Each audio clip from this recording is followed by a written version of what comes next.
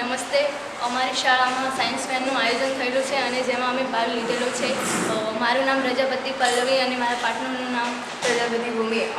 અમારા પ્રોજેક્ટનું નામ હ્યુમન બોડી છે, જેમાં હું તમને માનવ શરીરના વિવિધ તંત્રો વિશેની સમજૂતી આપવાની છું.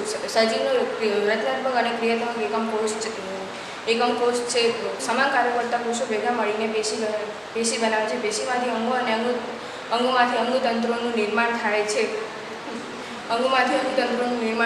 થાય છે, જેમાં પાચનતંત્ર, ઉત્સર્જનતંત્ર, શ્વસનતંત્ર, પરિવહનતંત્ર, ચેતાતંત્ર વગેરેનો સમાવેશ થાય છે.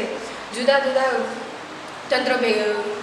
કાર્ય કરતા તંત્રો ભેગા મળીને જટિલ શરીર રચના બનાવે છે, જેમાં પાચનતંત્ર પાચન સંબંધિત કાર્ય કરતા તંત્રો ભેગા મળીને પાચનતંત્ર બનાવે છે, જેમાં મોં, અન્નનળી, જઠર, નાનું આંતરડું, મોટું આંતરડું, મળાશય અને મળદ્વારનો સમાવેશ થાય છે.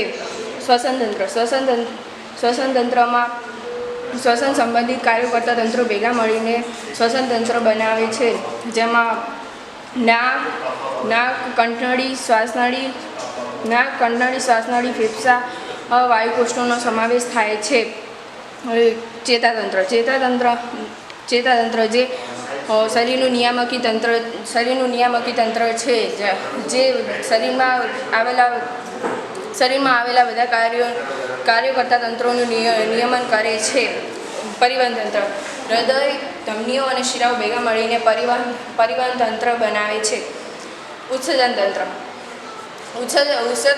સંબંધિત કાર્યો કરતા અંગો ભેગા મળીને ઉત્સર્જન તંત્ર બનાવે છે,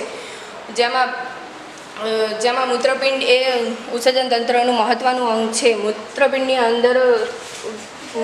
અંદર ઉત્સર્ગ એકમો આવેલા હોય છે. મનુષ્યના મૂત્રપિંડની અંદર લગભગ 10 લાખ જેટલા ઉત્સર્ગ એકમો આવેલા હોય છે.